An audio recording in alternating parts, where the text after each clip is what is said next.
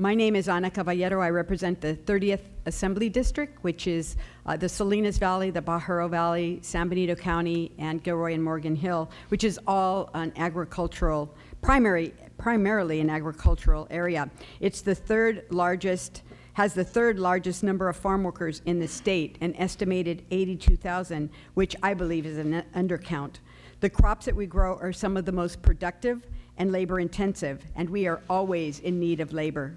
In 2016, the Monterey County Agricultural Commissioner's crop report found that agriculture products generated $4.2 billion, and in 2015, $4.7 billion in economic impact, and that's a reduction last year over the year prior.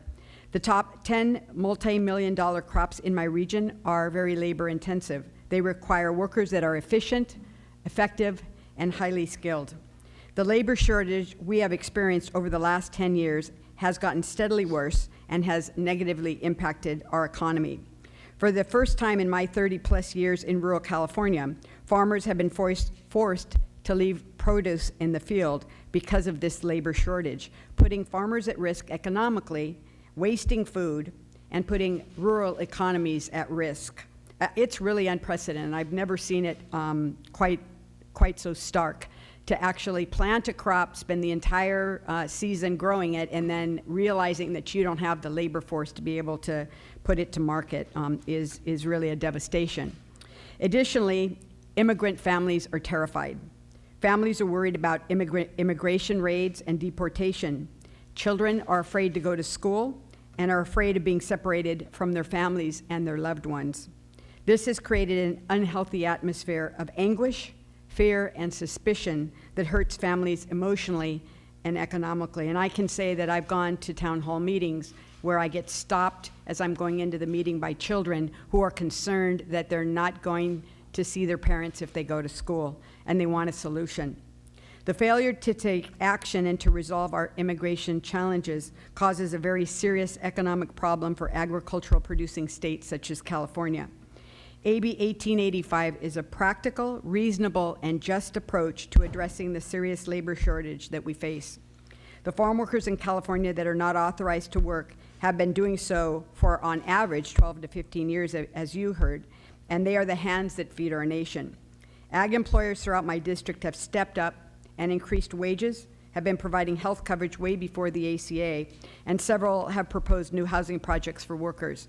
Despite these efforts to recruit more U.S.-born workers, there has been little success in recruiting the new labor to continue generating the billions of dollars in revenue that the counties and the state of California depend on. I grew up in Tulare County, picking in the fields in Tulare County. Really proud of that. And I grew up picking in the fields in Santa Clara County back when they had fruit trees. When I go home to visit in Tulare County, in Lindsay, in Tonyville, it shocks me to see help wanted signs. In all the years that I lived there and worked in the fields there, never once did I see workers wanted signs. You see that today, and when you talk to people there, they don't have enough workers. A lot of crops remain in the fields.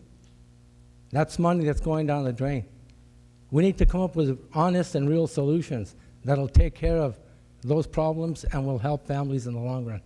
And the proposal here that's brought forward by ladies and gentlemen is a clear answer to creating the future for the United States, the future for California.